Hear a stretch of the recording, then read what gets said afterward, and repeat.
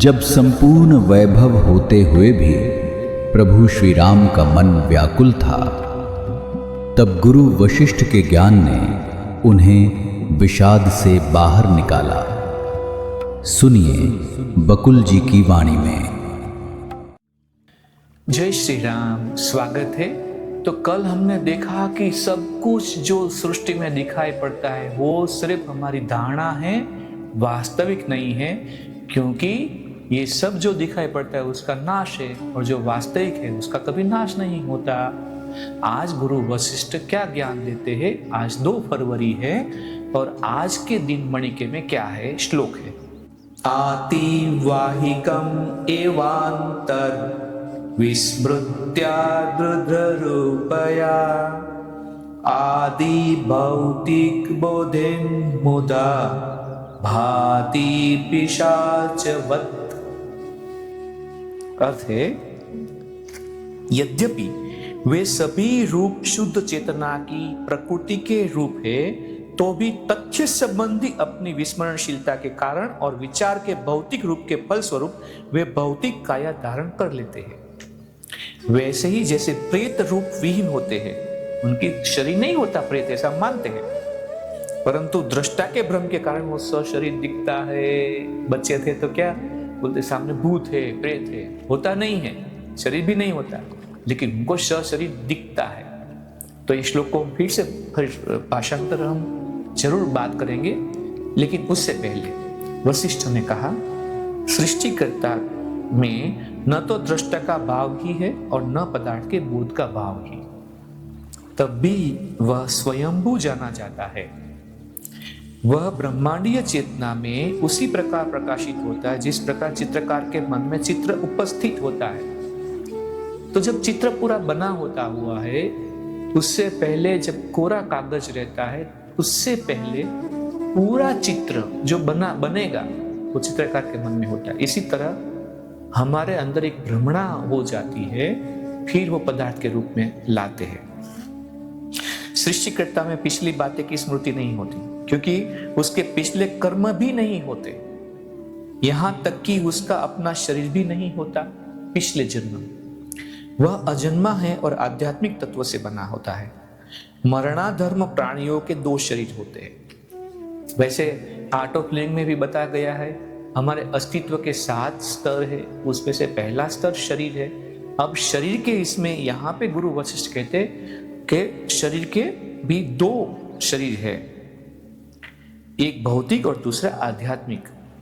परंतु अजन्मे सृष्टिकर्ता का एक ही शरीर अर्थात आध्यात्मिक शरीर होता है, क्योंकि भौतिक शरीर को जन्म देने वाला कारण उसमें उपस्थित ही नहीं है। वह उत्पन्न नहीं किया गया, बल्कि सभी प्राणियों को उसने उत्पन्न किया है। कंगन की भांति रचित पदार्थ भी उसी तत्व के बने हैं जिस प्रकार वह स्वयं सोना है। कंगन तो सोना ही है।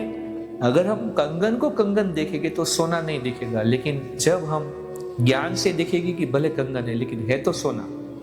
इसी तरह से हमें इस सृष्टि को देखना है।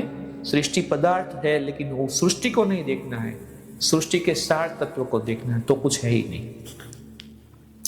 इस विविध सृष्टि का कारण सृष्टिकर्ता का विचार ही है। जिस प्रकार सृष्टिकर्ता का कोई शरीर नहीं, उसी प्रकार यह सृष्टि भी भौतिक नहीं, अतः यह तो विचार रूप प्रकृति है। सृष्टिकर्ता में स्पंदन होता है और यही ब्रह्मांड के रूप में फैला होता है। यह स्पंदन सभी प्राणियों के सूक्ष्म शरीर को अस्तित्व प्रदान करता है और यह सूक्ष्म शरीर मात्र विचार से बना होता है, जबकि लोग समझने लगते हैं कि हम वास्तविक हैं। सच्चाई यह है कि यह प्रतीति कल्पनाजन्य वास्तविकता मात्र है, जो भी यह उसी प्रकार वास्तविक परिणाम उत्पन्न करती है जिस प्रकार स्वप्न में सहवास का आनंद मिलता है। इस प्रकार भले ही सृष्टिकर्ता की काया न हो, परंतु लगता है कि वह सशरीर ही है। आप समझ रहे होंगे, सृष्टिकर्ता की प्रकृति भी दूरी है, मतलब उनकी भी प्रकृति 2 बाजुओं की है, चेतना और विचार। अब सृष्टिकर्ता की प्रकृति के बारे में बताया गया है, चेतना अलग है, विचार अलग है। देखते हैं क्या है। चेतना शुद्ध है, परंतु विचार भ्रम से प्रभावित होता है, अतः लगता है कि उसने अस्तित्व धारण कर रखा है। वह बुद्धि है जो संपूर्ण विश्व का आधार है, उस बुद्धि में उत्पन्न होने वाला हर विचार रूप या आकृति को जन्म देता है। बुद्धि में जो विचार उत्पन्न होता है वही रूप या आकृति धारण करता है। फिर से श्लोक का भाषांतर। यद्यपि वे सभी रूप शुद्ध चेतना की प्रकृति के रूप है, तो भी तथ्य संबंधी अपने विस्मरणशीलता के कारण और विचार के भौतिक रूप के फल स्वरूप वे भौतिक काया धारण कर लेते हैं। वैसे ही जैसे प्रेत रूप विहीन होते हैं, परंतु दृष्टा के भ्रम के कारण शरीर दिखाई पड़ता है प्रेत का, तो भी सृष्टिकर्ता इस भ्रम से भ्रमित नहीं होता। अतः उसकी सदा आध्यात्मिक प्रकृति ही रहती है, भौतिक नहीं। सृष्टिकर्ता आध्यात्मिक है, इसलिए उसकी सृष्टि भी सार रूप में आध्यात्मिक है। इस सृष्टि का कोई कारण नहीं है, अतः यह सृष्टि तत्वतः उसी प्रकार आध्यात्मिक है जिस प्रकार परम सत्ता ब्रह्म है। याद रहे, ब्रह्म अलग, ब्रह्म अलग। सृष्टि का भौतिक स्वरूप हवाई किले के जैसा है, अपने मन में उत्पन्न किया हुआ और भ्रामक। जैसे शेख चल्ली हवाई किले बनाते हैं, होता नहीं है, ऐसे ही पूरी सृष्टि एक हवाई किला है नहीं। सृष्टिकर्ता ही मन है। अब बता दिया सृष्टिकर्ता कौन है, मन है। मन है तो उन्होंने सब ये विचार से सब बनाया। मन या शुद्ध ज्ञान ही उसका शरीर है।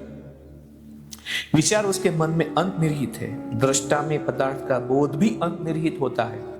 क्या किसी को इन दोनों में विभेद की प्रतीति हुई है? 2 लाइन हम 2 बार पढ़ेंगे। सृष्टिकर्ता ही मन है, मन या शुद्ध ज्ञान ही उसका शरीर है। विचार उसके मन में अंतर्निहित है। दृष्टा में पदार्थ का बोध भी अंतर्निहित होता है। क्या किसी को इन दोनों में विभेद की प्रतीति हुई है? और इसी प्रश्न के साथ आज के इस मणिके को यहाँ पे विराम देते हैं और हम अगले मणिके में कल देखेंगे क्या होता है। तब तक के लिए जय श्री राम। इस ज्ञान यात्रा में हमारे साथ बने रहने के लिए चैनल को सब्सक्राइब करें और बेल आइकॉन दबाएं।